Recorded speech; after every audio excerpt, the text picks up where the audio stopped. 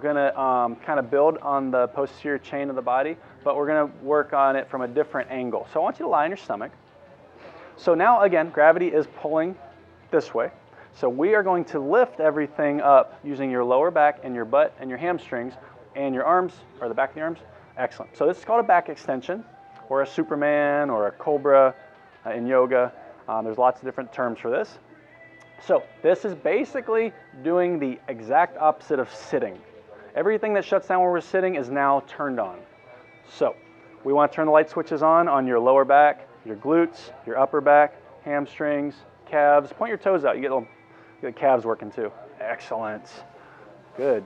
Now, with this, people can tend to hyperextend a little bit, but because the muscles are all working, that shouldn't be an issue unless you did it 100 times a day.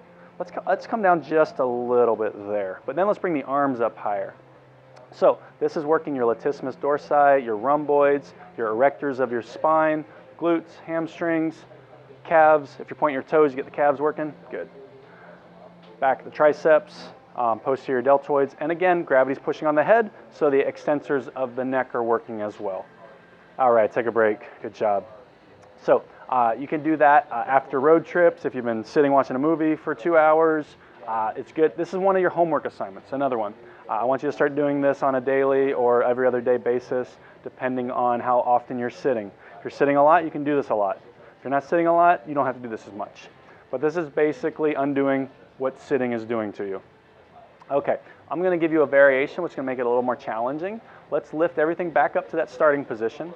But now let's bend your left knee, and I want you to reach back and tap the heel with your right hand. So come back down. So we're going to do a crossbody. Good. Excellent. Then we're going to alternate. So this gets a nice rotation in the trunk and also gets all the erectors of the spine. Excellent. Now you could do variations of this where you go left arm to left heel or both hands to both heels, but we're going to do this harder variation because your form was great on the first variation. Good. And that reaching back movement is a very weak movement for us. Reaching back in the back seat of a car, anything where we reach back behind us tends to be a little weaker. So this is a great exercise to build a lot of strength in the back of the body. Let's go 4 more. 4. And every time you're lifting, you're working your lats to pull the arm back. Good. Last one. Awesome. Good job. So that's a very strenuous one for all the back of the body. Where are you feeling that the most? Hamstrings. Hamstrings? Cool. So the hamstrings are having to pull up the legs to keep them from falling on the ground. That's great. So the interesting thing about hamstrings, when you're sitting, they stay in a shortened position. So when a muscle stays in a shortened position, it doesn't make it stronger, it just makes it tighter. So pretty much whenever you go to touch your toes after sitting, you're going to feel that tightness. Most everybody sits enough that they get tight hamstrings. What we want to do is tell your hamstrings to work from a lengthened position. So we're going to make them stronger when they're not in a short position, but in a lengthened position. Okay? All right. Now, so we spent a lot of time on the back of your body. Now I want to work on your core. So the core is a very popular term nowadays in fitness. A lot of people assume it's the front of the body. But with our best method, we teach the core, that the core starts from the lower back and wraps around your midsection, and it incorporates all the muscles all through here, not just your abdominals, but your butt, your hip flexors, your obliques, your lower back muscles. So the way we're going to contract and teach you how to use those muscles is called a plank position. We're going to start you on your elbows and knees, and I want you to lift your hips up right about here. Good. So let's now arch your back a little bit. Good. Now drop your chest down and let your shoulder blades come together. Good. Now I just want you to brace your midsection without losing that arch. See how you lifted your back? I want you to keep the arch in your back, so come down a little bit. Now brace your midsection. Good. So bracing that midsection while maintaining that arch is now engaging all your core musculature. Now, the main core muscle is your transverse abdominis, and it wraps around your spine and all the way to the front of your stomach like a weight belt or a corset. So bracing that down is going to reinforce your spine and give you a lot of support in your whole midsection. Good. So you've got great form here. Let's keep that position, but let's go up on your toes for the next variation. So we lost our arch here, so let's come down. Good. And sticking the butt up, which you have, that's good. So when you stuck your butt up, you tilted your pelvis forward. That's called anterior pelvic tilt. So we want to maintain that when you're doing this. Come down a little bit. Good, a little more. Good. Now stick your butt up a little bit. Awesome. Now shoulder blades pinch together a little bit. Good. Feel that in your stomach? Oh, yeah. Excellent. So the main thing about a plank is I want you to feel it in your stomach and probably your shoulders too a little bit, but I don't want you to feel it in your lower back. If you do feel in your lower back on like one side or the other, then let me know. We might want to change it up, or you're not strong enough to hold this position, so we might want to lower the progression. Shoulders pinched a little bit more. Good. Excellent. So this is another one we can add a lot of variety to. I'm going to let you take a break though because you're getting a little wobbly. But a good rule of thumb, if you can hold the plank for 90 seconds, then you're more than likely going to have a really strong and safe, healthy back. 90 seconds of a plank hold usually means, there was research done a while back that shows that people that can do a 90-second plank can hold, or excuse me, have 90% less likelihood of low back pain. So that's really a good thing to work towards. Now, if you can do it for 90 seconds, that's great. Then we're just going to make it even stronger and have you do varieties and progressions.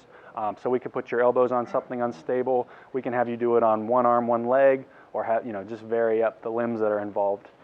So this is another baseline exercise that we're going to build on in your program. So did you feel that in your stomach? Oh, yeah. Okay, so that's your core.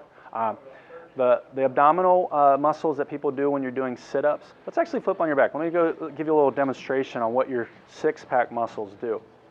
So your six-pack muscles, or your rectus abdominis, literally pull they originate here and come down to your pubic bone. And when they contract, they do this. Okay, that's all they do. Now, when you see people doing sit-ups and pulling their whole trunk up, they are working that six-pack muscle, but they're also working a lot of other muscles. A lot of people do thousands of crunches and sit-ups trying to see that muscle or make that muscle come to the surface. So that muscle's there. We just usually have fat covering it. So no amount of sit-ups are going to make the fat go away. That comes a diet and movement, moving more. So doing sit-ups is oftentimes causing a lot of issues in your back because the low back doesn't have as much support when you do a sit-up. You kind of round, and it actually, a lot of people that do too many sit-ups will eventually have low back pain. So we want to teach you how to use your six-pack muscle without losing the arch in your back. So the way we do that is I want you to maintain that that arch in your lower back. I want you to bring both arms straight up. Good. Now, I want you to literally just lift your shoulders and head off the table about an inch. Excellent. Without losing the arch in your back. So we keep that arch there and coming back up. Excellent. Good. You can come up a little bit higher because you have a good control there. Good. And then chin up a little bit as well. Good. Excellent. Higher, higher, higher. Excellent. Come back down. Good. So 1 to 10 on the intensity scale, 10 being the hardest thing you've ever done, 1 being sitting on the couch. What would you say that was? 2. Cool. 3. So let's go arms straight back up. Let's change it up a little bit. Let's bring this arm back. Good. So what we've done there is we've added the weight of the arm away from the body. So now this muscle has to pull harder to lift everything up. So same movement, the arm's coming up, good, excellent. And then back down, good. So both shoulders are coming up at the same time. So you're using the rectus abdominis equally to lift the trunk off the table. So let's do a few of those. Good, keeping that arch in your back, good. Excellent, faces turn a little more red this time. So 2 or 3, up to a 3 or 4 with the other arm. Yeah. Good, let's go both arms. Let's make it a 5 or a 6. Excellent, good. Now go up a little higher. Nice. So this one's more about just the controlling everything, not flying through things. And a lot of what we do here is slowing things down to teach you what muscles are working. Good, excellent. Maintaining that arch in your back is really good because now you're keeping the natural curve in your spine while your rectus abdominis or your abdominals are pulling that rib cage up. Good. Nice. Excellent. Feeling that in your midsection? Cool. Is it okay on your shoulders? Good. Now you can add variety to this, add weights to the hands, but actually I don't spend a lot of time on this movement just because we can work the abdominals and the core by activating a lot of other muscles all at once. Like the plank you did earlier, a lot more effective and it burns a lot more calories. So I don't want to waste anybody's time here by working one muscle group at a time, so you can relax. So for the most part, we're going to get you working your core, but we're going to work a lot of other muscles along with it. And that's kind of generally how we look at the body.